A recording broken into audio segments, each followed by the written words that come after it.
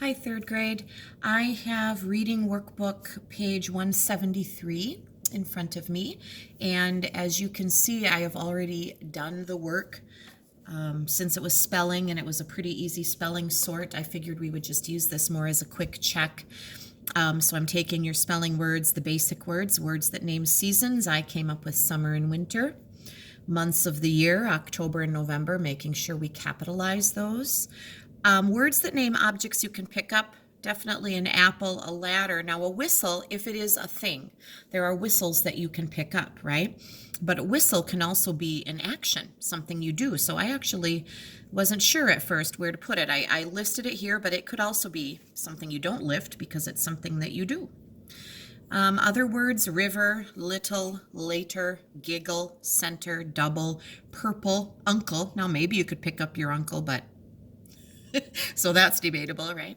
And character, because whistle and character were our challenge words, so character would get added here. So really, we're just practicing writing our spelling words. The important thing here is that you are spelling the words correctly. So this is another chance for you to go over the words and make sure that you are getting all of the correct letters in the right places and that you're remembering to capitalize our months of the year. The seasons are not capitalized. Sometimes people try to capitalize them and they do not need a capital letter. So just October and November. The other side, 174, the proofreading side should have been pretty simple for you also. I found summer needing another M, S-U-M-M-E-R. Winter only needs one N, W-I-N-T-E-R. October, no K in October, just a C there with a capital O. November is E-R, not A-R. River, not Riviere, so just R-I-V-E-R. Little, L-E, not E-L. Center with a C, please.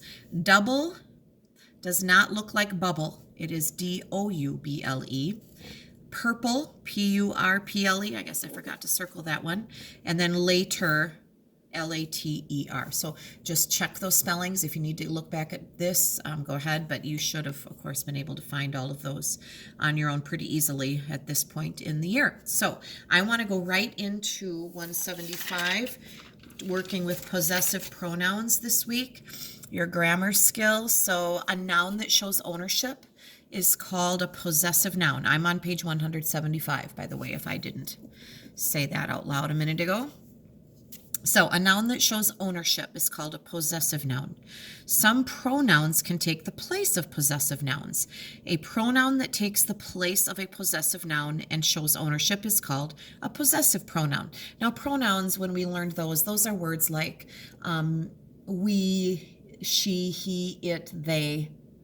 All right. And so words that show ownership, though, would be my, your, his, her, its, our, their. Words that show belonging to, and they're words that are standing in place of people's names and objects.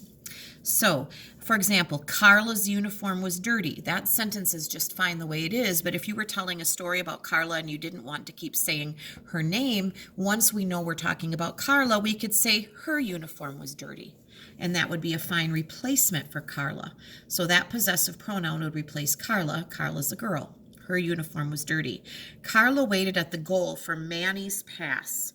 Manny could be his. Carla waited at the goal for his pass. So we know those things, and we know that those things can be replaced. We can replace the possessive noun with a possessive pronoun when it's appropriate. So we're going to find the possessive pronouns here. When their team works well together, they almost always win. I see their and I see they. Both are pronouns, but this is the one that is possessive. This one is just a normal pronoun that takes the place of the team's names, but their team, there is the one that shows possession. All right. Alex needs to practice his game, H-I-S. His would be the possessive pronoun there. Our coach has confidence in the team. Our is the possessive word there. When will it be my turn to be goalie? My is a possessive pronoun. Don't forget to clean your uniform. So those are called possessive pronouns. Let's flip it over to side 176. And more possessive pronouns. I did some writing ahead of time to save our video screen some time. And here we go.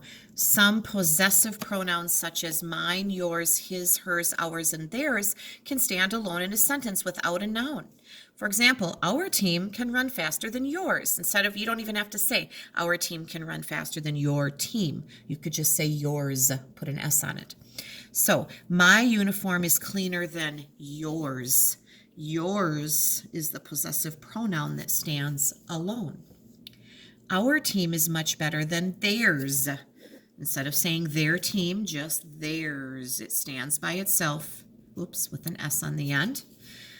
This soccer ball is mine. Mine stands by itself as a possessive pronoun. That family is hers. Hers can stand alone, possessive pronoun. The win is ours. The win is our win. It is our win. It is ours. Possessive pronoun. All right, now they wanted us down below to take the possessive nouns and choose a correct possessive pronoun to use in place of what they did. So, number 6, and I did write out the sentences. It's great cursive practice for you, so I would encourage you to try that. The most important thing is that you're understanding the skill, understanding what I'm doing, but the writing is always good practice for you. We don't want to come back to 4th grade in the fall and feel like we are dying over writing a sentence or two, right? Like, I'm hearing some of you say you feel overwhelmed and it's a lot of work, and I feel for you. But I also want to say we have to work to keep the stamina up. So I'm just going to encourage you not to give up. You know, think of all of the wonderful people that we have learned about last week. The man who is blind who climbed to the top of Mount Everest. That was not easy, but he did not phone it in. He did not give up. He became so many wonderful things that he just accomplished because he worked so hard. So don't give up, you guys. This is, we're rounding the last lap here of our school year, and we can do this. Just hang in there with me and give it a try. And writing is good for you. It's like eating your vegetables, right? All right, the soccer ball is Carla's and her sister's. The soccer ball is theirs. We're talking about more than one person. Theirs. And it's at the end. It stands alone. Theirs. Amy can stop any shot, but she thinks it will be hard to stop Manny's. Amy can stop any shot, but she thinks it will be hard to stop his. Now, you could have said his shot, but this can stand alone at the end of the sentence like that.